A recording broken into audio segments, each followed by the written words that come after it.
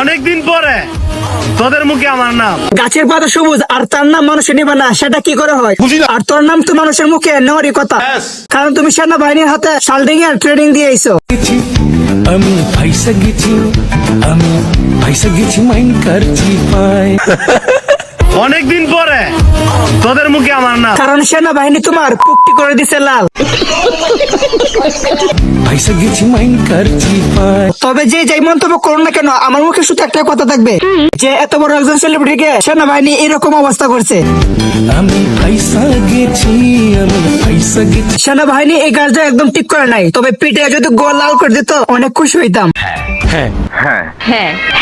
Hello ট্রলাররা, এই যে চলে আসলাম। সেনাবাহিনীর ট্রেনিং এই জায়গায় দিছিল। ট্রেনিং দিলাই আমরা। আসলে ট্রেনিংটা কিন্তু ভাই আমার শিখেছিল। জারিফ ভাই সেনাবাহিনী